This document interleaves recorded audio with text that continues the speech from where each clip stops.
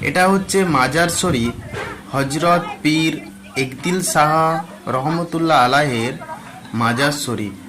এটা হচ্ছে কাজীপাড়া, বারাসাত, উত্তর 24 পরগনা জেলার এক আল্লাহর অলির মাজার শরীফ।